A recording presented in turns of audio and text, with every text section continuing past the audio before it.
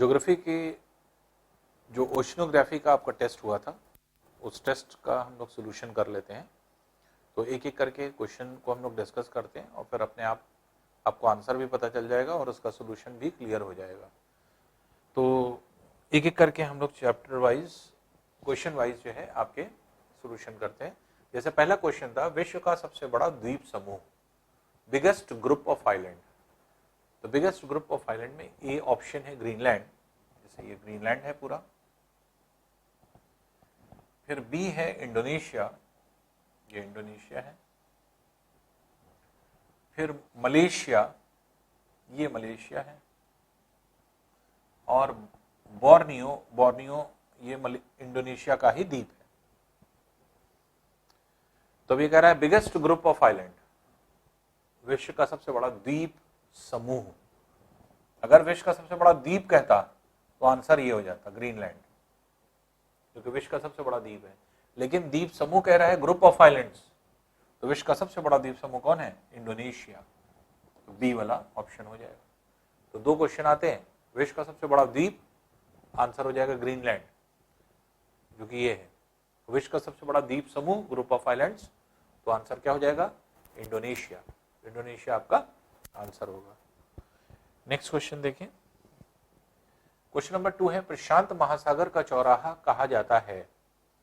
तो प्रशांत महासागर का चौराहा किसको कहा जाता है, ये देखें। अब आपके द्वीप दिए हुए हैं, तो जैसे सैंडविच द्वीप, सैंडविच द्वीप आपका यहाँ है। हवाई द्वीप, ये हवाई द्वीप है। करारी द्वीप, करारी द्वीप ये है यहाँ पे। और बी और सी दोनों। तब देखिए प्रशांत महासागर, पहली चीज तो ये कि सैंडविच द्वीप और हवाई द्वीप ये तो वैसे भी नहीं होंगे, ये कनारी द्वीप, क्योंकि ये अटलांटिक ओशन में है। ये है आपका हवाई द्वीप, जो कि यहाँ पे पाया जाता है सेंटर में। और ये सेंटर में क्योंकि स्थित है, तो इसे चौराहा क्यों कहा जाता है, ये भी हम लोग ने बताया था। चौराहा इसलिए कहा जाता है कि जितने आपके उत्तरी अमेरिका, दक्षिण अमेरिका से आने वाले जलमार्ग हैं, या पूर्वी एशियाई देशों से आने वाले जलमार्ग हैं, या एशिया न्यूजीलैंड से आने वाले जलमार्ग हैं, सब यहीं पर आकर के मिलते हैं। ये हॉल्ट स्टेशन है पूरे प्रशांत महासागर का। अगर आप उत्तरी अमेरिका से कहीं पर भी जा रहे हैं, तो पहले हवाई द्वीप जाएंगे, फिर कहीं पर जाना होगा। जैसे यहाँ पहुंचे, आपको ऑस्ट्रेलिया जाना है तो इधर आएंगे, न्यूजीलैंड जाना है इधर जाएंगे, जापान जाना है इधर जाएंगे। क्या है? एक तरह से हॉल्ट स्टेशन, क्योंकि सभी जलमार्ग आकर के वहां पर मिलते हैं, इसलिए हवाई द्वीप को जो है प्रशांत महासागर का चौराहा कहा जाता है। तो इसलिए बी वाला ऑप्शन जो है आपका सही है। नेक्स्ट क्वेश्चन देखते हैं। थर्ड है, निम्न में असत्य है। असत्य है मींस फॉल्स, गलत है। बेरिंग जलसंधि अलास्का और रूस को जोड़ती है तथा आर्कटिक महासागर को प्रशांत महासागर से अलग करती है। पहली चीज, कोई जलसंधि क्या किसी स्थल को जोड़ सकती है? जलसंधि तो जल को जोड़ती है ना, तो स्थल को तो जोड़ती नहीं है। तो इसलिए पहली चीज तो ये पहला जो है आपके विकल्प कुछ ठीक नहीं दिख रहा, ठीक है ना। तो इसलिए जल संधि हमेशा जल को जोड़ती है, ना कि स्थल को। और जबकि यह कह रहा है स्थल को जोड़ रही है और जबकि जल को अलग कर रही है, तो पहली चीज तो पहला स्टेटमेंट ही गलत है, उसको पढ़ने की जरूरत ही नहीं। बेरिंग जल संधि अलास्का और रूस को अलग करती है, अलास्का और रूस को अलग करती है, कर सकती है स्थलों को। प्रशांत महासागर के चुक्ची सागर को आर्कटिक महासागर के बेरिंग सागर से जोड़ती है। अब इसे देखें, अलास्का जल संधि ये है, यहां पे ये बेरिंग जल संधि, और ये है चुक्ची सागर,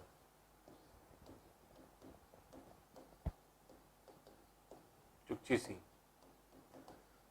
और ये है बेरिंग सागर, बेरिंग सी, ये लिखा भी हुआ है। तो ये है प्रशांत महासागर का बेरिंग सागर और आर्कटिक महासागर का चुक्ची सागर, दोनों को जोड़ रही है। तो प्रशांत महासागर का बेरिंग सागर और आर्कटिक महासागर का चुक्ची सागर। प्रशांत महासागर का चुक्ची सागर उल्टा हो गया, प्रशांत महासागर का बेरिंग सागर था और आर्कटिक महासागर का जो है चुक्ची सागर, इसको उलट दिया गया है। तो चुक्ची सागर कहाँ है? आर्कटिक महासागर में। यहां पे आप देखें, चुक्ची सागर जो है वो कहाँ है? आर्कटिक महासागर में, जबकि बेरिंग सागर कहाँ है? प्रशांत महासागर में। इसलिए यहां पे उल्टा हो गया है, प्रशांत महासागर के चुक्ची सागर, तो प्रशांत महासागर के बेरिंग सागर को आर्कटिक महासागर के चुक्ची सागर जोड़ती है। इसका मतलब ये स्टेटमेंट गलत था, ये भी गलत है। फिर थर्ड है, बेरिंग सागर में जापान के अलूशियन द्वीप स्थित हैं। बेरिंग सागर में, बेरिंग सागर ये है, ये बेरिंग सागर है, इसमें अलूशियन द्वीप, ये है अलूशियन द्वीप। तो बेरिंग सागर में अलूशियन द्वीप स्थित है, एकदम सही है, कोई फॉल्ट नहीं है। लेकिन कह रहा है जापान के बेरिंग सागर स्थित है, जापान के अलूशियन द्वीप स्थित है। तो ये अलूशियन द्वीप किसका है? ये अलास्का का है, संयुक्त राज्य अमेरिका का है, यूएसए का है। तो इसलिए ये जो है आपके यूएसए का है और कुछ जगह पर रूस के द्वीप है। तो रूस और यूएसए के बीच में विवादित द्वीप भी है, तो इसलिए ये द्वीप जापान का नहीं है। तो इसलिए जो दूसरा जो है आपके स्टेटमेंट, तीसरा स्टेटमेंट जो है ये जापान का नहीं है, इसलिए ये स्टेटमेंट भी गलत लग रहा है। तो पहला, दूसरा, तीसरा गलत हो गया। बेरिंग सागर के दक्षिण में हवाई द्वीप स्थित है। बेरिंग सागर के दक्षिण में बेरिंग सागर है, ये बेरिंग सागर है, इसके दक्षिण में ये हवाई द्वीप है, यहां आप देख सकते हैं।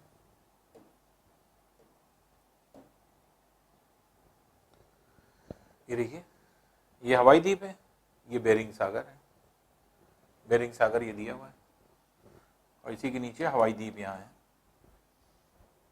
तो बेरिंग सागर ये है, बेरिंग सी, और ये हवाई द्वीप है। तो बेरिंग सागर के दक्षिण में हवाई द्वीप स्थित है, तो ये स्टेटमेंट सही लग रहा है। तो ये स्टेटमेंट सही है, बेरिंग सागर के दक्षिण में हवाई द्वीप स्थित है, ये स्टेटमेंट सही है। तो स्टेटमेंट कौन कौन से गलत हुए, फॉल्स आपको देखना है। कौन कौन से हुए? पहला, दूसरा, तीसरा, first, second, third. First, second, third में आंसर कौन सा हो गया? बी वाला। तो इसलिए पहला स्टेटमेंट, दूसरा स्टेटमेंट, तीसरा स्टेटमेंट ये आपके गलत है। नेक्स्ट देखते हैं, ऑस्ट्रेलिया में स्थित मरुस्थलों को निम्न में से कौन सा सही क्रम है? Great Sandy, great Victoria, Simpson, Gibson. Great Sandy, Gibson, great Victoria, Simpson, Gibson, great Victoria. First point ये है, फिर दूसरा ये है, थर्ड ये है, फोर्थ ये है। मतलब इस शेप में आपको आना है। तो ऑस्ट्रेलिया को अगर आप देखें,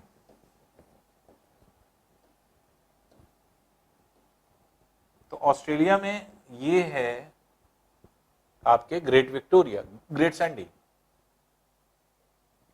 तो ग्रेट सैंडी है। फिर इसके बाद यहां पर होता है गिब्सन, गिब्सन के बाद यहां होता है ग्रेट विक्टोरिया, ग्रेट विक्टोरिया के बाद है सिम्पसन। तो ये है ग्रेट सैंडी पहले, फिर है गिब्सन, फिर है ग्रेट विक्टोरिया और फिर है सिम्पसन। तो यही आपके इसी का क्रम कह रहा है। ये फर्स्ट दिया है, ये सेकंड दिया है, ये थर्ड दिया है, ये फोर्थ दिया है। तो फर्स्ट पे कौन है? ग्रेट सैंडी, ये हुआ ग्रेट सैंडी। सेकंड पे यहां पर है गिब्सन, ये गिब्सन है। फिर थर्ड पे यहां पे ग्रेट विक्टोरिया, ये ग्रेट विक्टोरिया हो जाएगा। और फिर ग्रेट विक्टोरिया के ऊपर ये है सिम्पसन। ये क्रम देख लीजिए, great Sandy, Gibson, great Victoria, Simpson. तो बी वाला ऑप्शन आ रहा है। फर्स्ट, सेकंड, थर्ड, फोर्थ पे।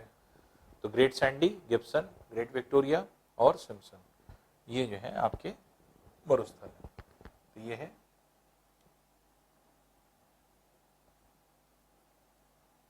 ये 4 मरुस्थल ऐसे पाए जाते हैं।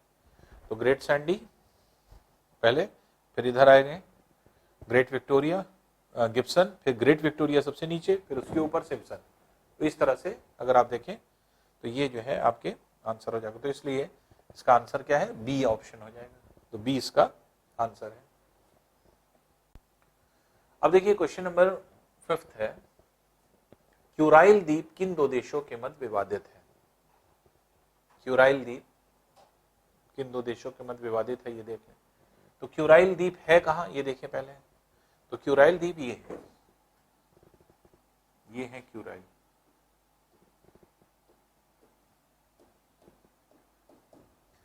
अब ऑप्शन यहां पर दिया हुआ है, जापान कोरिया, कोरिया चीन, रूस कोरिया, रूस जापान। तो क्यूराइल द्वीप का विवाद क्या है? क्यूराइल द्वीप का विवाद ये है कि ये है जापान और ये है रूस, रूस का क्षेत्र, और इन्हीं के बीच में ये पूरे द्वीप है।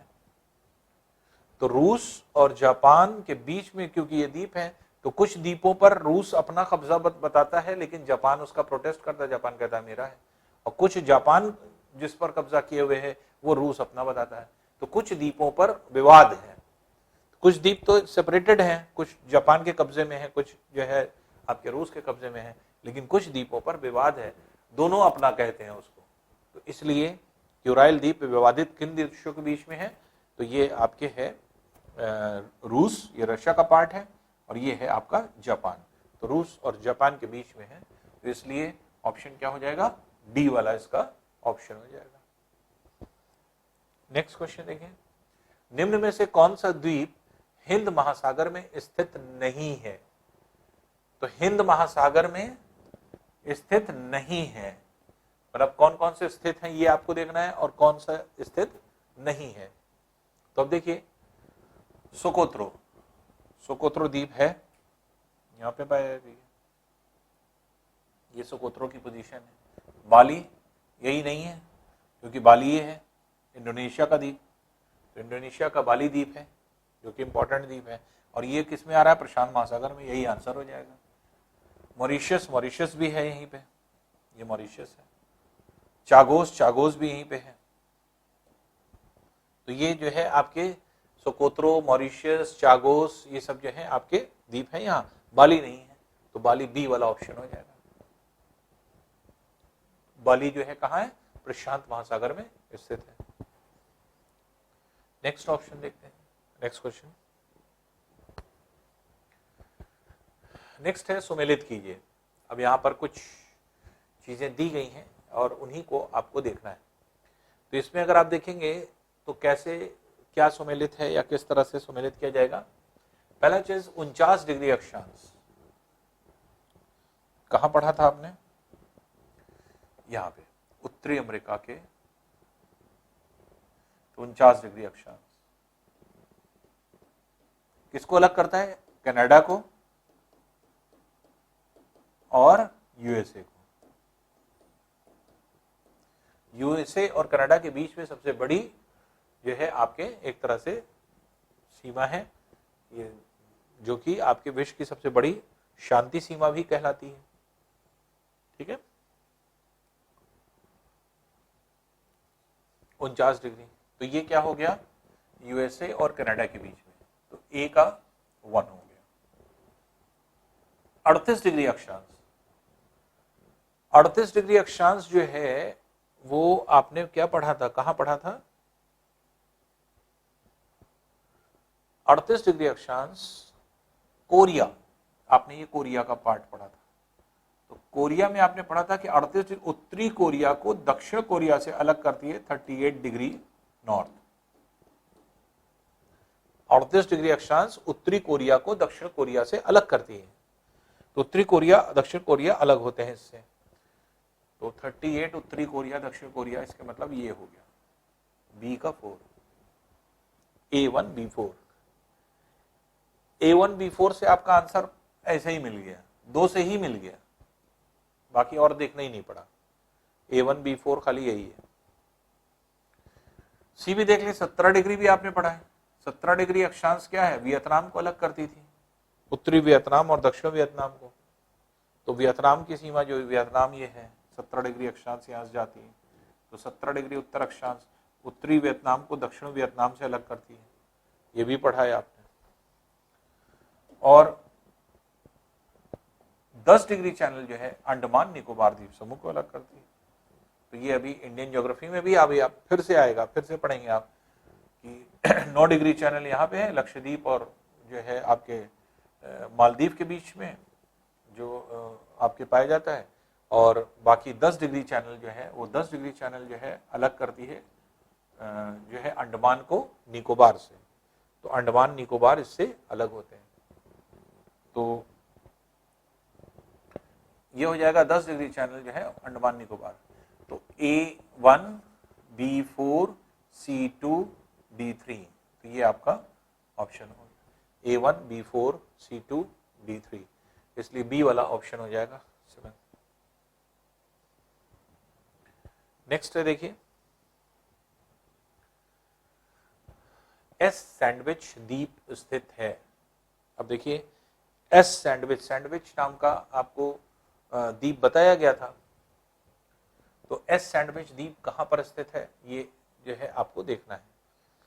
द्वीपों के बारे में हम लोग ने स्टडी कहां पर किया था या किस चैप्टर में किया था, तो हम लोग ने किया था आपके महासागरों का विश्व वितरण।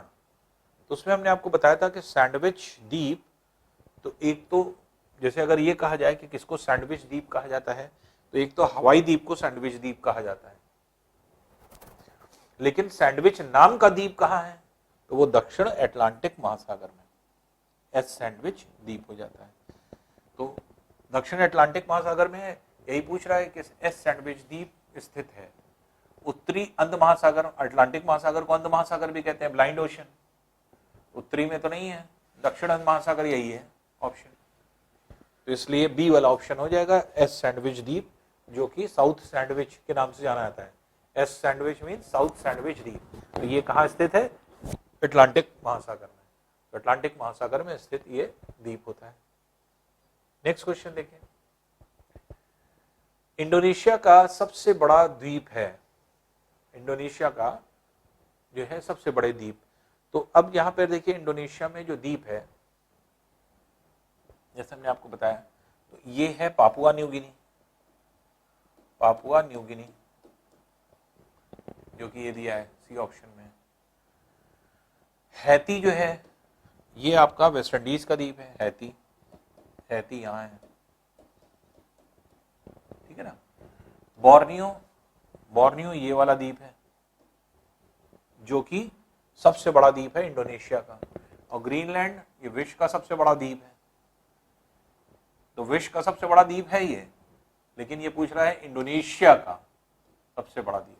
तो इंडोनेशिया का सबसे बड़ा द्वीप क्या है, बोर्नियो, हमने आपको बताया था। तो बोर्नियो के जो है सबसे बड़ा है, उसके अलावा सुमात्रा और जावा भी है यहीं पे, उसके बाद है सुमात्रा और फिर जावा। तो इसलिए सबसे बड़ा जो है बोर्नियो है। तो बोर्नियो द्वीप जो है इंडोनेशिया का सबसे बड़ा द्वीप है। लेकिन अगर वर्ल्ड का कहा जाए सबसे बड़ा द्वीप, तब आंसर क्या हो जाएगा, ग्रीनलैंड हो जाएगा। तो फिर ग्रीनलैंड ऑप्शन हो जाता है। नेक्स्ट देखते हैं, तो इसमें जो ऑप्शन हो जाएगा वो आपका बोर्नियो हो जाएगा। अच्छा, एक चीज और है कि पापुआ न्यू गिनी के लिए आपको बता दें, पापुआ न्यू गिनी बोर्नियो से ज्यादा बड़ा है, लेकिन पापुआ न्यू गिनी में क्या है, ये जो द्वीप है, हमने आपको बताया भी था, ये जो द्वीप है ये आधा हिस्सा इसका इंडोनेशिया में है और आधा हिस्सा जो है आपके इसका है ऑस्ट्रेलिया का। तो पूर्व वाला भाग ऑस्ट्रेलिया से के अधिकृत है और पश्चिम वाला इंडोनेशिया। तो ओवरऑल अगर आप देखेंगे तो बोर्नियो से बड़ा है इंडोनेशिया, बोर्नियो से बड़ा है इंडोनेशिया, लेकिन इंडोनेशिया में अगर आप कहेंगे तो ये जो है आपका एक तरह से कहा जाए तो बोर्नियो से बड़ा है जो है आपके Papua New Guinea, sorry Borneo से बड़ा है पापुआ न्यू गिनी, लेकिन पापुआ न्यू गिनी पर पूरे पर इंडोनेशिया का अधिकार नहीं है। तो आपके पूर्वी भागों में ऑस्ट्रेलिया का अधिकार है, इसलिए बोर्नियो सबसे बड़ा द्वीप है। तो बोर्नियो जो है आपका बी वाला ऑप्शन हो जाएगा। तो बोर्नियो जो है आपके ऑप्शन हो जाता है। नेक्स्ट देखते हैं, वोल्गा और यूराल नदियां गिरती हैं। तो इसका जो है आपको रीजन भी हमने बताया था। हम लोग ने पढ़ा था कि कैस्पियन सागर को, जो कि झील है कैस्पियन झील, उसको सागर क्यों कहते हैं? सागर इसलिए कहते हैं क्योंकि इधर से यूरोप से आती है ये वोल्गा और ऊपर से आ रही है यूराल, यूराल पर्वतों से। ये दोनों आके कहाँ गिर रही है? कैस्पियन सागर में। तो वोल्गा नदी जो यूरोप की तरफ से आती है और यूराल पर्वतों से निकल करके आ रही है यूराल नदी, ये दोनों आके कैस्पियन सागर में गिरती है। तो इसी वजह से इसको क्यों पूछा गया? इसलिए पूछा गया क्योंकि कैस्पियन झील को कैस्पियन सागर क्यों कहा जाता है, उसका कारण यही है। कैस्पियन झील को कैस्पियन सागर क्यों कहते हैं? तो सागर नाम क्यों दिया जा रहा है? सागर इसलिए कहा जा रहा है क्योंकि नदियां गिर रही हैं और नदियों के गिरने वाले स्थान को सागर बोलते हैं। जबकि है क्या? ये झील है, तो विश्व की सबसे बड़ी खारे पानी की झील है। झील क्यों है? क्योंकि चारों तरफ से स्थल से गिरी है। लेकिन इसको सागर क्यों नाम दे रहे हैं? क्योंकि नदी गिर रही है। नदी कौन सी गिर रही है? यूराल नदी और जो है आपके यूराल नदी और वोल्गा नदी, ये दोनों नदियां आपकी गिरती है। तो इसलिए कैस्पियन सागर इसका आंसर हो जाएगा। तो कैस्पियन सागर जो है आपके ऑप्शन हो जाएगा। नेक्स्ट देखते हैं, फिर देखिए सुमेलित कीजिए। मैच करना है हम लोगों को कि कैसे जो है आपके क्या क्या चीज जो है किस लिए कौन से क्षेत्र जो है आपके फेमस है। मांस मंडी, मांस मंडी किसको कहा जाता है? सम्मेलनों का शहर किसको कहा जाता है? क्रिकेट प्रेमियों का शहर किसको कहा जाता है? मोटर गाड़ियों का शहर किसको कहा जाता है? वांकूवर,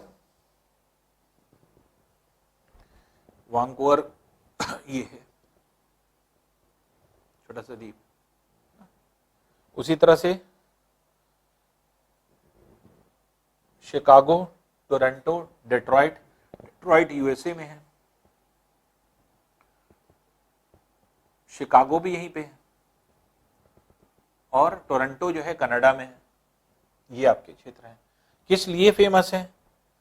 तो जैसे मोटर गाड़ियों का शहर डेट्रॉइट को कहा जाता है। बहुत पूछा जाता है ये क्वेश्चन, मोटर गाड़ियों का शहर किसको कहते हैं, है ना? विश्व की मांस मंडी, meat market of the world, विश्व का सबसे बड़ा मांस मंडी शिकागो में लगती है, शिकागो में है। सम्मेलनों का शहर, बहुत ज्यादा कॉन्फ्रेंस होते हैं, तो city of conferences and fair कहा जाता है शिकागो को। शिकागो एक बहुत, वांकूवर को, तो वांकूवर एक खूबसूरत द्वीप है जो कि तटीय क्षेत्र में पाया जाता है और वहीं पर क्या होता है? कॉन्फ्रेंसेस होते हैं, फेयर्स होते हैं, मेले लगाए जाते हैं, दूर दूर से लोग आते हैं, इसीलिए सम्मेलनों का शहर या फिर मेलों का शहर भी कहा जाता है। और क्रिकेट प्रेमियों का शहर टोरंटो, टोरंटो में बड़े बड़े जो है आपके टूर्नामेंट्स होते हैं। तो कनाडा का एकमात्र स्थान यही है टोरंटो जहां पे सबसे ज्यादा क्रिकेट प्रेमी रहते हैं और यहीं पर जो है आपके स्टेडियम बने हुए हैं, यहीं पर खूब मैचेस होते हैं। तो मैचेस आप देखते ही हैं। अब इससे देख लीजिए तो A2, B1, C3, D4, A2, B1, C3, D4, सी वाला ये ऑप्शन हो रहा है, A2, B1, C3, D4। तो ये जो है आपके आंसर हो जाएगा सी वाला। नेक्स्ट देखते हैं, निम्न में असत्य है। असत्य मतलब फॉल्स, गलत है।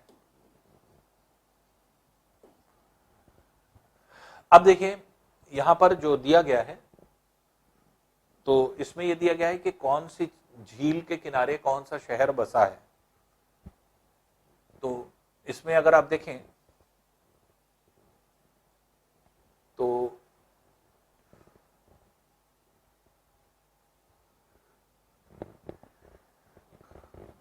मिशिगन झील, जो 5 बड़ी झीलें हैं इस सीमा पे, तो मिशिगन झील के किनारे शिकागो है, ये सही है। ईरी झील के किनारे विनिपेग है, विनिपेग शहर, ये भी सही है। सुपीरियर झील जो सबसे बड़ी झील है, तो डुरूथ शहर है। ओंटारियो, टोरंटो के सहारे जो है आपके ओंटारियो, ये गलत हो जाएगा। तो ये जो है आपके एक तरह से ऑप्शन हो जाता है। तो ये जो है ओंटारियो, तो बी वाला ऑप्शन ये फॉल्स लग रहा है, ये लग रहा है गलत। तो इसलिए 12 बी जो है आपके आंसर हो जाएगा। 13th है, कौन सी जल संधि अफ्रीका एशिया को अलग करती है? अफ्रीका एशिया को अलग करने वाली जल संधि, तो अफ्रीका और एशिया को अलग करने वाली जल संधि अगर हम कहें कौन सी है?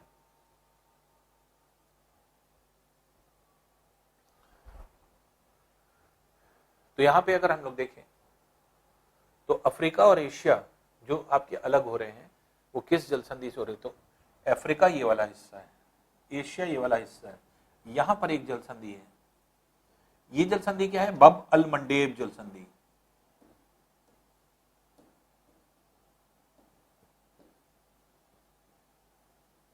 ठीक है, ऑप्शन क्या कह दिया है? जैसे बेरिंग, बेरिंग यहां है, फिर बॉस्फोरस, बॉस्फोरस यहां है, और जिब्राल्टर, जिब्राल्टर यहां है। तो अगर अफ्रीका यूरोप कहता तो जिब्राल्टर आंसर हो जाता है।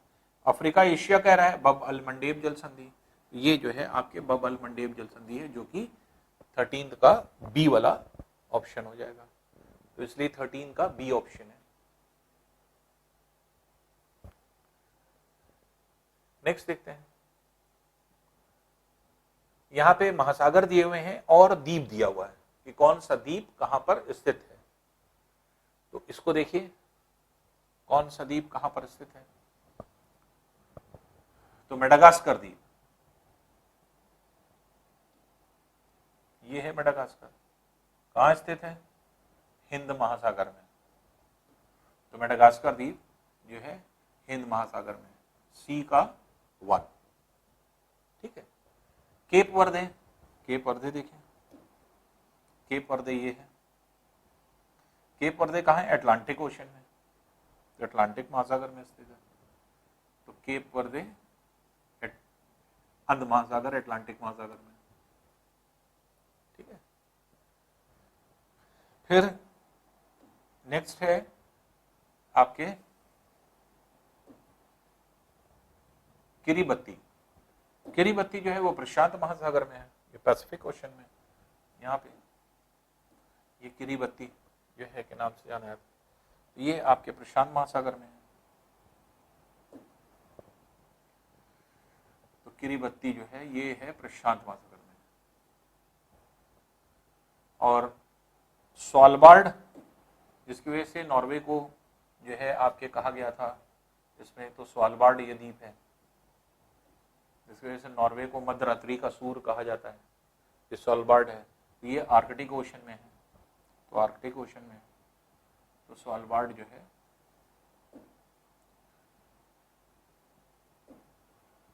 स्वालबार्ड जो है वो आर्कटिक ओशन में। तो A3, B2, C1, D4, तो डी वाला ऑप्शन हो जाएगा इसका। A3, B2, C1 और D4, तो 14th का डी ऑप्शन होगा। नेक्स्ट देखते हैं क्वेश्चन, प्रशांत महासागर का सबसे बड़ा सागर है। प्रशांत महासागर का सबसे बड़ा सागर अगर हम देखें तो कौन सा है? ये देखें, पूर्वी चीन सागर। पूर्वी चीन सागर ये है चीन के हिस्से में। अरब सागर, ये अरेबियन सागर है। बेरिंग सागर, बेरिंग सागर ये है यहाँ पे, ये जो है ये है बेरिंग सागर। यहाँ हो या उधर देख लें, बेरिंग सागर। दक्षिण चीन सागर, दक्षिण चीन सागर ये है।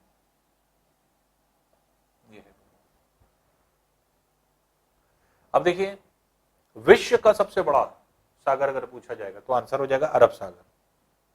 अरब सागर विश्व का सबसे बड़ा है, लेकिन क्योंकि पूछ रहा है प्रशांत महासागर का सबसे बड़ा, तो इसका मतलब आंसर क्या हो जाएगा, दक्षिण चीन सागर। तो दक्षिण चीन सागर जो है आपका ऑप्शन हो जाएगा, इसलिए 15th का डी वाला जो है आपके ऑप्शन है। तो दक्षिण चीन सागर के नाम से जाना जाता है। तो दक्षिण चीन सागर जो है ये विश्व का सबसे बड़ा सागर है। तो सॉरी, विश्व का सबसे बड़ा सागर अरब सागर है, और दक्षिण चीन सागर जो है ये प्रशांत महासागर का सबसे बड़ा सागर है। क्वेश्चन नंबर 16 है, देखिए कह रहा है निम्न में से कौन भिन्न है। तो इसमें दिया हुआ है गर्तों के बारे में, 4 गर्तें हैं जो कि दी हैं। एक है फिलीपींस गर्त, ये है आपके यहां पे। दूसरी है सखालिन गर्त, सखालिन गर्त है ये। किम्बरली गर्त, किम्बरली गर्त ये है। और कार्मडेक गर्त ये है। तो तीनों में से भिन्न क्या है, अगर हम देखें तो 3 तो प्रशांत महासागर में है, एक हिंद महासागर में, यही भिन्नता है। तो फिलीपींस, सखालिन और कार्मडेक ये तीनों गर्तें क्या हैं, ये आपके प्रशांत महासागर में है। और जबकि किम्बरली गर्त जो है वो हिंद महासागर में है, इसलिए यही जो है आपका सी वाला आंसर, यही भिन्न है। तो तीनों में भिन्न क्या है, लोकेशन के हिसाब से अगर आप देखें तो प्रशांत महासागर में 3 गर्तें हैं और एक जो है हिंद महासागर में है, इसलिए यही भिन्नता है। अच्छा, एक चीज और, अभी जो क्वेश्चन नंबर हम लोग ने सॉल्व किया है, देखिए अभी ध्यान आ गया यहां पर। अच्छा, गलत क्या है ये निकालना है, सत्य, ये सत्य है, ध्यान आ गया इसको, बल्कि ये वाला गलत है, ये वाला, इसलिए आंसर क्या हो जाएगा, सी हो जाएगा। क्योंकि विनिपेग जो है विनिपेग झील पर है, कनाडा में यहां पे है विनिपेग झील, विनिपेग झील पर ही विनिपेग शहर बसा हुआ है। तो विनिपेग झील पर ईरी नहीं है, ईरी पर विनिपेग शहर नहीं है, विनिपेग शहर विनिपेग झील पे है, इसलिए यही गलत है। तो इसलिए आंसर ये बी वाला नहीं बल्कि सी वाला होगा, क्योंकि फॉल्स आपको देखना है। और टोरंटो जो है वो ओंटारियो झील पे है, ये सही है। तो मिशिगन झील पर शिकागो है, ओंटारियो झील पर जो है आपके टोरंटो है, सुपीरियर झील पर डुलूथ है, और ईरी झील पर कोई शहर नहीं है। मेन शहर विनिपेग शहर जो है वो विनिपेग झील पर ही मौजूद है, जो कि कनाडा में स्थित है। तो इसलिए सी वाला ऑप्शन हो जाएगा 12th का, ये करेक्शन कर लीजिएगा, बी नहीं 12th का सी है।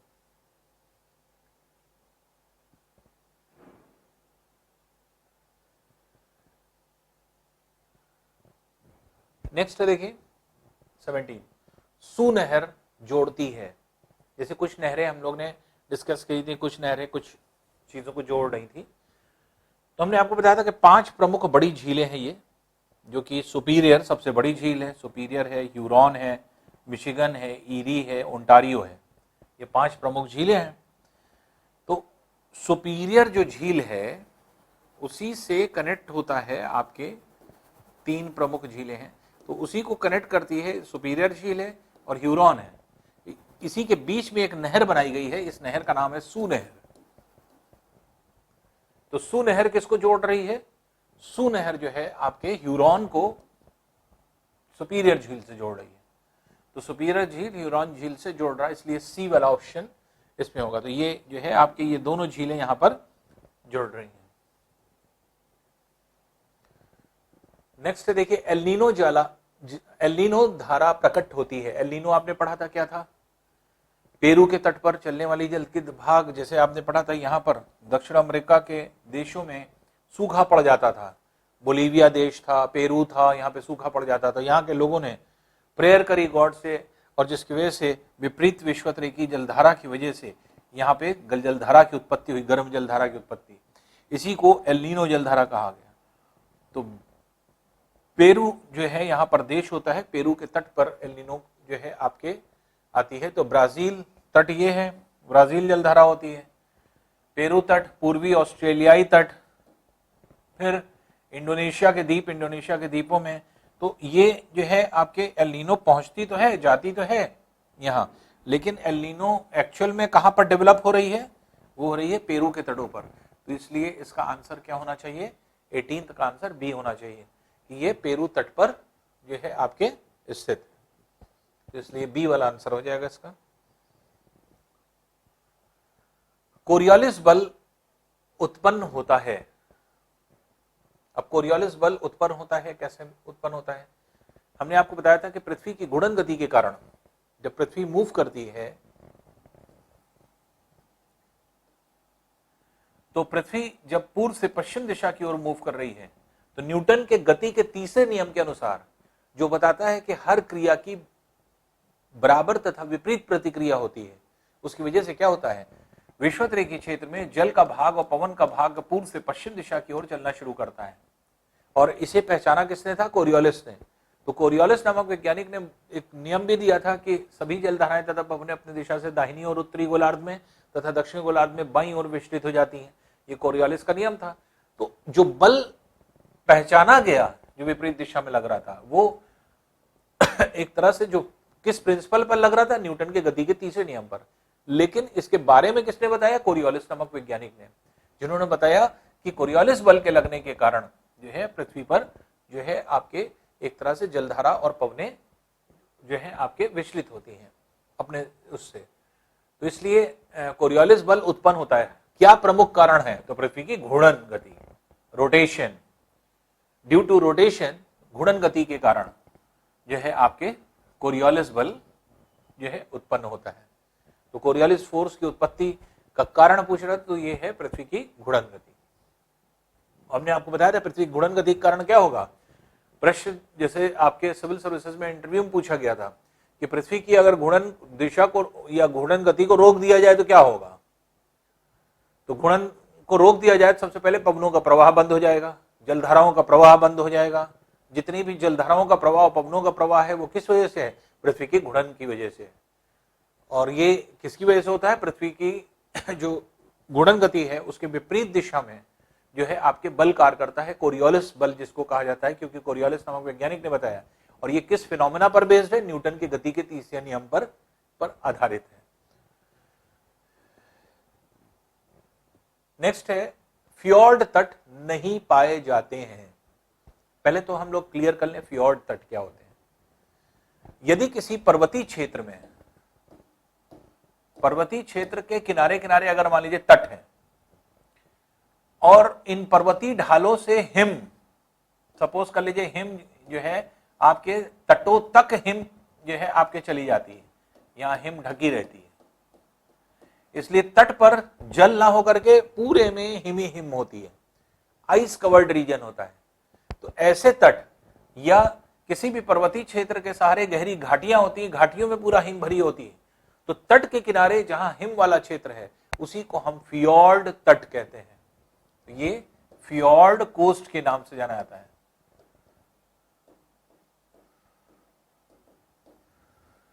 तो फ्योर्ड तट कहां पाए जाते हैं, सबसे ज्यादा पाए जाते हैं नॉर्वे में, यहां और इस द्वीप के चारों तरफ।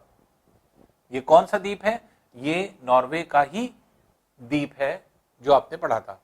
तो नॉर्वे देश में सबसे ज्यादा पाया जाता है। इसके अलावा कुछ मात्रा में आपके कनाडा के द्वीपों में, कनाडा के पूरे द्वीप पर पाया जाता है, कुछ ग्रीनलैंड में भी पाया जाता है, कुछ रशिया के क्षेत्र में भी, रूस का साइबेरिया क्षेत्र है, साइबेरिया रीजन, उसके तटों पर पाया जाता है।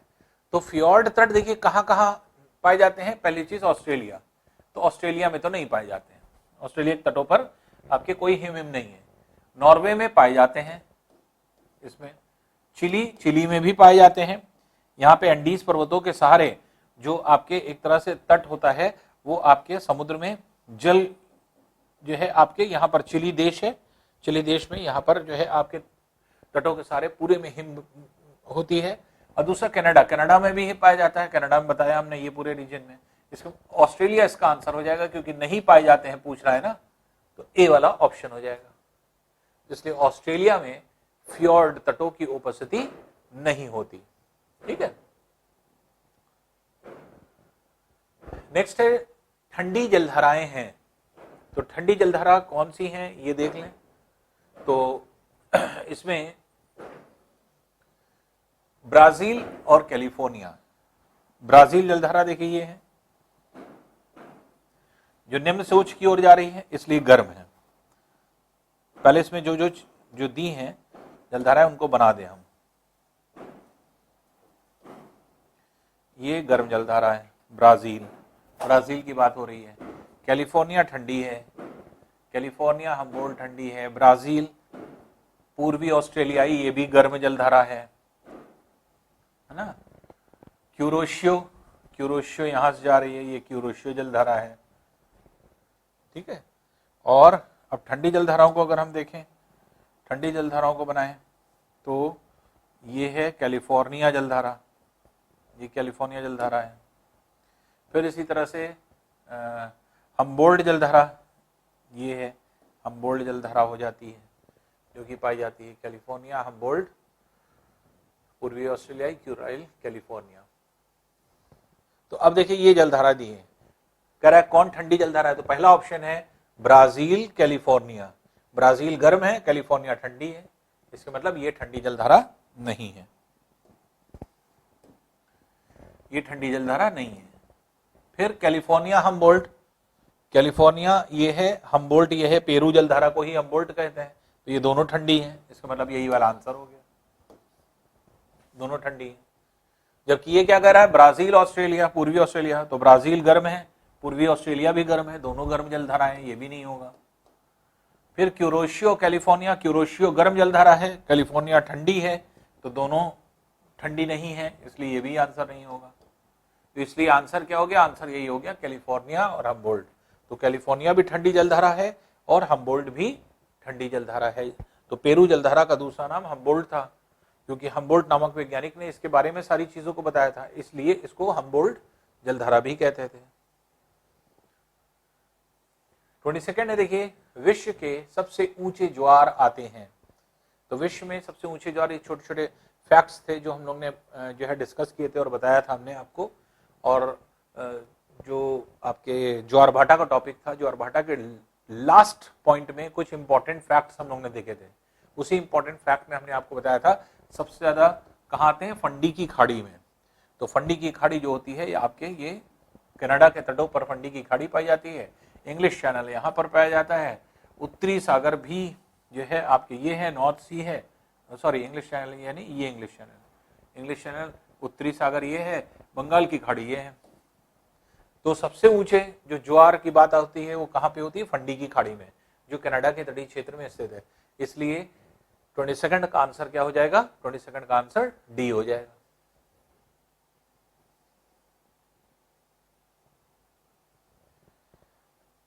चंद्रमा और सूर्य के द्वारा पृथ्वी पर लगने वाले बलों का अनुपात क्या है।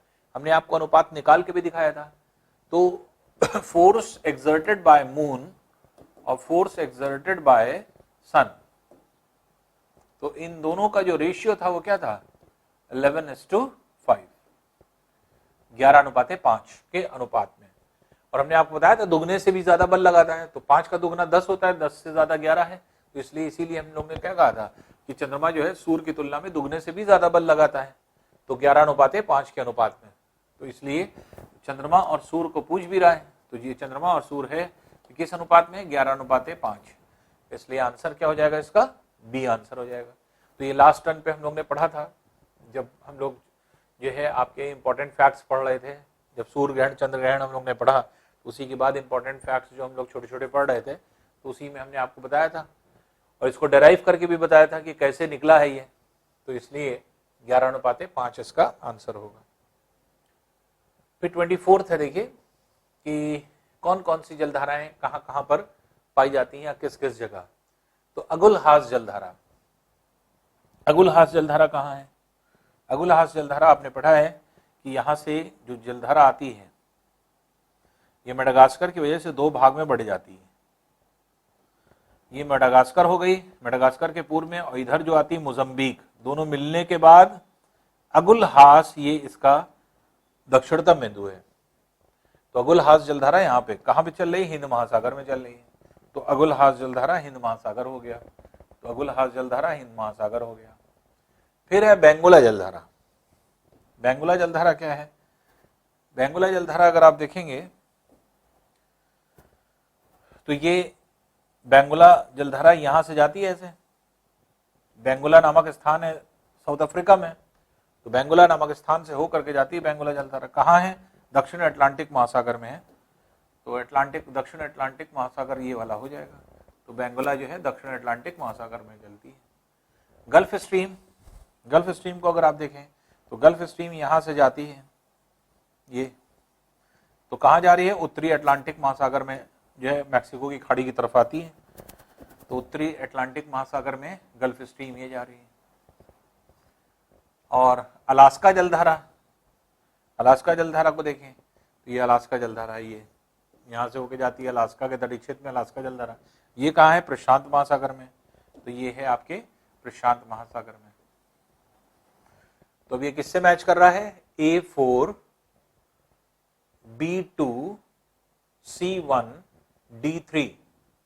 तो A4 B2 C1 D3 ये वाला मैच कर रहा है, ए वाला। तो A4 B2 C1 D3, तो ये आपका आंसर हो जाता है। नेक्स्ट आइए क्वेश्चन।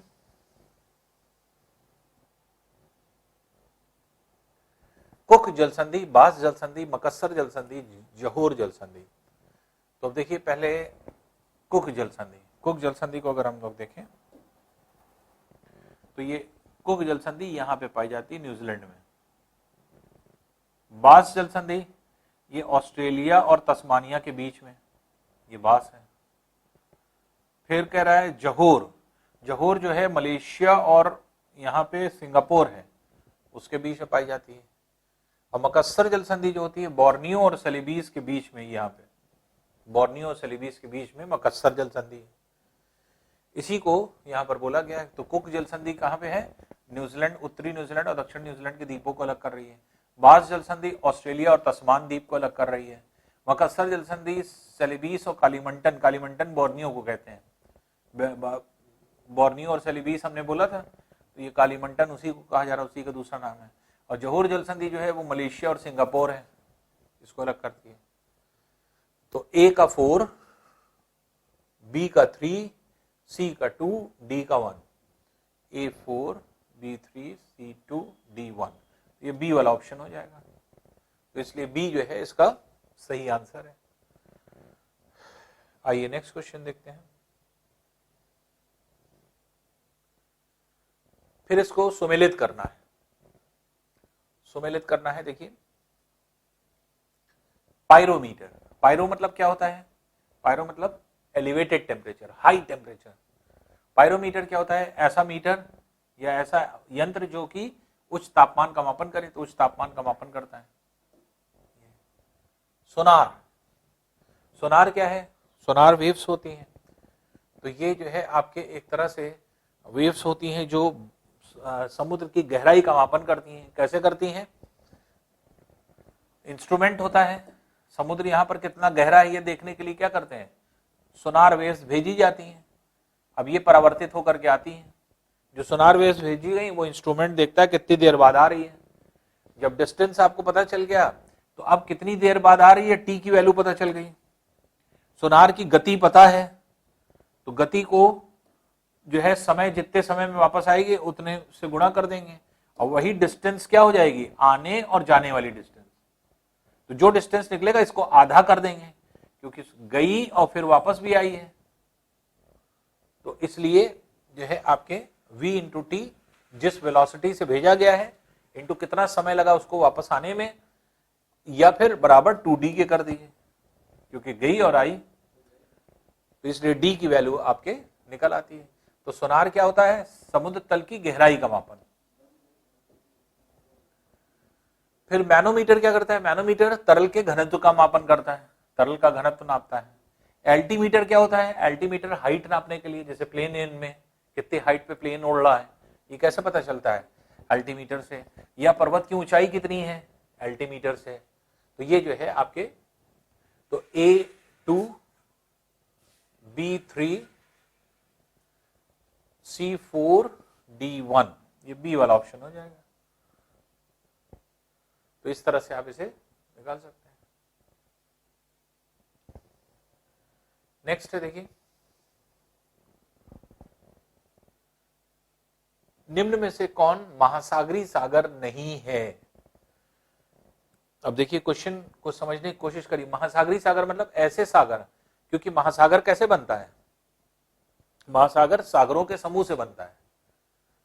तो वो सागर जो महासागर के भीतर स्थित होता है या महासागर का पार्ट होता है, जैसे यहां पर जितने सागर हैं वो क्या है, प्रशांत महासागर के सागर हैं। यहां पर जितने सागर हैं वो सब क्या है, ये सब हिंद महासागर के सागर हैं। जैसे बंगाल की खाड़ी क्या है, हिंद महासागर है। अरब सागर क्या है, हिंद महासागर, पूरा हिंद महासागर है ना। अटलांटिक महासागर के तटीय क्षेत्र में जितने सागर हैं, जैसे कैरिबियन सागर है, क्या है, अटलांटिक महासागर का हिस्सा है, अटलांटिक महासागर है। तो हर सागर किसी ना किसी महासागर का हिस्सा होता है। अगर और कुछ अंदर सागर होते हैं। तो ये क्या पूछ रहा है, कौन महासागरीय सागर नहीं है। महासागरीय सागर जो महासागर में स्थित ना हो। तो अब जैसे अरब सागर, अरब सागर महासागरीय सागर है, क्यों, क्योंकि हिंद महासागर में है, हिंद महासागर का भाग है। काला सागर, काला सागर ये है ब्लैक सी, ये किसी भी महासागर में नहीं आ रहा है, इसलिए यही आंसर होगा। दक्षिण चीन सागर, साउथ चाइना सी, ये है साउथ चाइना सी, जो प्रशांत महासागर का भाग में आ रहा है या प्रशांत महासागर में आ रहा है। बेरिंग सागर, बेरिंग सागर ये है जो प्रशांत महासागर का हिस्सा है या प्रशांत महासागर में आ रहा है। तो ये प्रशांत महासागर का हिस्सा है। तो बेरिंग सागर प्रशांत महासागर के हिस्से में है, अर्थात प्रशांत महासागर है। अरब सागर भी हिंद महासागर है, दक्षिण चीन सागर भी प्रशांत महासागर है, लेकिन काला सागर कोई भी महासागर में नहीं है, ये ऊपर स्थल में है। तो इसलिए ऐसी कंडीशन में ब्लैक सी आपका आंसर हो जाएगा। तो काला सागर बी जो है इसका आंसर होना चाहिए, ठीक है ना। नेक्स्ट देखते हैं 28 है, निम्न में से किस महासागर की धाराओं पर मॉनसूनी हवाओं का पर्याप्त प्रभाव पड़ता है। तो किस महासागर पर मॉनसूनी हवाओं का पर्याप्त प्रभाव पड़ता है। तो मॉनसूनी हवाएं कहां से आती हैं, हिंद महासागर से होकर के भारत की ओर अग्रसर होती हैं, और भारत की ओर अग्रसर होकर के जो है आपके भारत में मॉनसूनी पवनें मॉनसून लेकर के आती हैं। कहां से आ रही हैं, हिंद महासागर से आ रही हैं। तो सीधे ये पूछ रहा है निम्न में से किस महासागर की धाराओं पर। तो जो धारा कौन सी है, जैसे आपने पढ़ा था कि जो एल नीनो होती है वो मॉनसूनी जलधारा को प्रभावित करती है। तो मॉनसूनी हवाओं का पर्याप्त प्रभाव पड़ता है। तो मॉनसूनी हवाओं की वजह से आपकी हिंद महासागर की जलधाराओं पर प्रभाव पड़ता है, तो वो विचलित भी हो जाती है। आपने ध्यान दिया होगा जब हमने आपको बताया था कि जाता हुआ मॉनसून जलधारा को अफ्रीका से भारत की ओर ले जाता है, लेकिन सितंबर माह के बाद जब मॉनसून लौटता है तो सारी जलधाराओं को पलट देता है। फिर जलधारा कैसे चलने लगती है, भारत से अफ्रीका की ओर। यही एकमात्र ऐसी जगह थी जहां पर जो है मॉनसूनी हवाओं के प्रभाव की वजह से ऐसा हो रहा था। यही पूछ रहा है, तो कहां पे हो रहा है, हिंद महासागर। इसलिए आंसर क्या हो जाएगा, ए हो जाएगा। नेक्स्ट है देखिए, पूर्णिमा को निम्न कौन सी स्थिति होती है।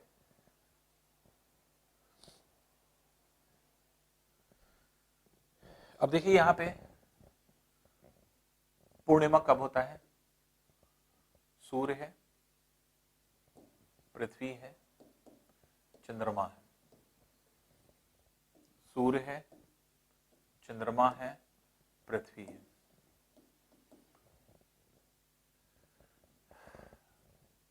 अब देखिए जब सूर्य की किरणें पृथ्वी पर पहुंचती है और बीच में चंद्रमा आ जाता है, तो चंद्रमा की छाया पृथ्वी पर पड़ने लगती है, तो क्या होता था, सूर्य ग्रहण। तो सूर्य ग्रहण की अवस्था में क्या है कि सूर्य और पृथ्वी के बीच में चंद्रमा आ जाता है। और इस कंडीशन में क्या होता था कि पृथ्वी की सतह पर चंद्रमा भी सूर्य भी दोनों मिलकर के एक ही दिशा में बल लगाते थे। इसको क्या कहा जाता था, संयुक्त सजिगी, कंजंक्शन सजिगी, या इसी को हिंदी में युति कहते हैं। तो संयुक्त सजिगी और युति दोनों एक ही चीज है। युति मतलब क्या होता है, साथ में। तो इसलिए क्योंकि चंद्रमा और सूर्य मिलकर के एक ही दिशा में बल लगा रहे हैं पृथ्वी पर, सूर्य ग्रहण और जो है आपके एक तरह से कहा जाए अमावस्या के समय, तो इसलिए ऐसी कंडीशन आ रही है। लेकिन जब चंद्र ग्रहण की बात होती है तो चंद्र ग्रहण में क्या होता है, पृथ्वी की छाया चंद्रमा पर पड़ने लगती है। जब पृथ्वी की छाया चंद्रमा पर पड़ने लगती है तो पृथ्वी की सतह पर सूर्य इधर बल लगाता है, चंद्रमा इधर लगाता है, तो दोनों विपरीत दिशा में बल लग रहे हैं। इस अवस्था को हम लोग ने क्या पढ़ा था, विपरीत सिजगी, अपोजिट सिजगी, या उसी को हिंदी में वियुति कहते हैं। तो चंद्र ग्रहण के समय या जो है आपके पूर्णिमा के समय, क्योंकि चंद्र ग्रहण की रात्रि सभी सदैव कौन सी रात होती है, पूर्णिमा की रात्रि। तो पूर्णिमा की रात्रि के समय हमेशा बल जो लग रहा है पृथ्वी पर किधर लग रहा है, विपरीत दिशाओं में। तो जिसकी वजह से क्या होता है, ये विपरीत सिद्धि या वियुति के नाम से जाना जाता है। तो विपरीत सिद्धि तो कहीं नहीं दिया, वियुति दिया है, इसलिए आंसर आपका क्या हो जाएगा, ए वाला इसका आंसर हो जाएगा। तो वियुति का मतलब क्या हुआ, विपरीत सिद्धि, अपोजिट सिद्धि। तो वियुति की कंडीशन हो जाती है जिसमें पृथ्वी पर चंद्रमा और सूर्य विपरीत दिशा में बल लगाने लगता है। नेक्स्ट देखिए, कील लहर जोड़ती है। देखिए हमने आपको बताया था कि कील लहर जो है आपके, या जितनी भी नहर, जैसे सू नहर सुपीरियर झील को ह्यूरॉन झील से जोड़ रही थी, उसी तरह से यहाँ पे पनामा नहर होती है। पनामा नहर जो है आपके अटलांटिक महासागर को प्रशांत महासागर से जोड़ रही है। फिर यहाँ पर जो है हम लोग ने पढ़ा था सुएज नहर। सुएज नहर जो विश्व की सबसे लंबी जहाजी नहर है, जो 193.3 किलोमीटर लंबी है। तो ये जो है आपके लाल सागर को भूमध्य सागर से जोड़ रही है। उसी तरह कील नहर जर्मनी के कील देश में बनाई गई। किस लिए बनाई गई, ये उत्तरी सागर है और ये बाल्टिक सागर है, तो बाल्टिक सागर और उत्तरी सागर को आपस में जोड़ने के लिए। तो कील नहर जर्मनी देश में स्थित है जो बाल्टिक सागर को उत्तरी सागर से जोड़ लेगी। इसी को पूछा जा रहा है कि कील नहर जोड़ती है किसको, तो बाल्टिक सागर को उत्तरी सागर से जोड़ेगी। बाल्टिक सागर उत्तरी सागर, ये सी वाला ऑप्शन हो जाएगा। तो इसलिए इसका आंसर कितना होगा, सी इसका आंसर हो जाएगा। नेक्स्ट देखते हैं, अटाकामा मरुस्थल का निर्माण करने वाली जलधारा। तो पहली चीज तो आप क्लियर करें कि अटाकामा मरुस्थल है कहां। अटाकामा मरुस्थल कहां है, ये है पेरू चिली सीमा पे। ये व्हाइट जो पोर्शन आप देख रहे हैं ये है आपका अटाकामा मरुस्थल। और अटाकामा मरुस्थल का निर्माण कैसे हो रहा है, किस तरह से हो रहा है, यहाँ पे कौन से जल का भाग आता है, ये है एल नीनो या ला नीनो, इसी जगह पे बहती है एल नीनो या ला नीनो। तो अब यहां पे अगर आप देखें तो ये एल नीनो ला नीनो नीचे आती है और यहीं से एक ठंडी जलधारा नीचे की ओर, नीचे से ऊपर की ओर उठती थी, जो पेरू देश के तटीय क्षेत्र में, जिसको क्या कहा जाता था, पेरू जलधारा। तो पेरू देश के तटीय क्षेत्र से नीचे से जा रही है और ऊपर से जो आपकी आ रही है एल नीनो, या उसी के स्थान पर क्या होती है आपके ला नीनो होती है। तो यहां से जो नीचे भाग से चिली से होती हुई जो जल का भाग जा रहा है पेरू देश के तटीय क्षेत्र में, ठंडी जलधारा जो है आपके पेरू जलधारा है। और इसी का विस्तृत विवरण किसने दिया था, हम्बोल्ट ने, इसलिए इसको हम्बोल्ट जलधारा भी कहते हैं। तो पेरू अथवा हम्बोल्ट ठंडी जलधारा के कारण अटाकामा मरुस्थल बन रहा है दक्षिण अफ्रीका में, पेरू चिली सीमा पर। तो ये पूछ रहा है कि अटाकामा मरुस्थल का निर्माण करने वाली जलधारा, तो अटाकामा मरुस्थल का निर्माण करने वाली जलधारा कौन सी है, ये है पेरू जलधारा या हम्बोल्ट जलधारा। तो पेरू अथवा हम्बोल्ट जलधारा, ये बी आपके ऑप्शन हो जाएगा। तो पेरू अथवा हम्बोल्ट जलधारा है जो अटाकामा मरुस्थल बना रही है। आइए नेक्स्ट क्वेश्चन देखते हैं। विश्व की सबसे बड़ी खाड़ी है, ये भी आप पढ़ चुके हैं, मैक्सिको की खाड़ी, गल्फ ऑफ मैक्सिको ये है। फिर ऑस्ट्रेलिया की खाड़ी ये है, बंगाल की खाड़ी ये है, और फिर हडसन की खाड़ी ये है।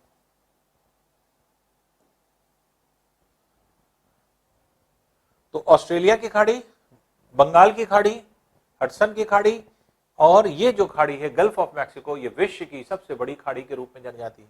तो इसलिए सबसे बड़ी खाड़ी कौन सी हो जाएगी, मैक्सिको की खाड़ी हो जाएगी। तो ये हम लोग ने पढ़ा भी था इसको, ये विश्व की सबसे बड़ी जो है आपके खाड़ी होती है। निम्न में से कौन स्थल अवरुद्ध देश है।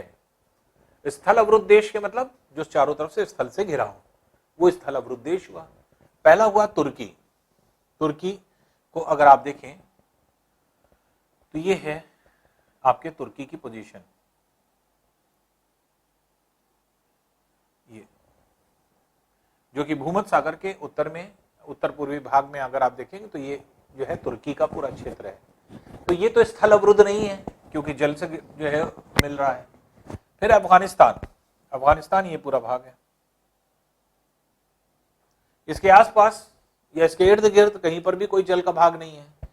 इटली, इटली ये है भूमध्य सागर में, भूमध्य सागर के जल से घिरा हुआ है जलीय भाग। और मोरक्को जो है आपका ये देश है जो कि ये तटीय क्षेत्र में आता है अफ्रीका में। तो मोरक्को ये सब जलीय क्षेत्र में आते हैं, स्थल अवरुद्ध नहीं है, जबकि स्थल अवरुद्ध देश अफगानिस्तान है। इसलिए स्थल अवरुद्ध देश या लैंड लॉक्ड कंट्री जिसको कहा जाता है, ऐसा देश जो चारों तरफ से जिसकी सीमा स्थली को छुए जल को न छुए, तो ऐसी सीमा जो है आपके जानी जाती है किसमें, जो है आपके स्थल अवरुद्ध देश या इसमें। तो इस तरह से आप देखेंगे तो ये स्थल अवरुद्ध देश हो जाता है जो अफगानिस्तान। तो इसलिए 33 का आंसर कितना हो जाएगा, बी आंसर हो जाएगा।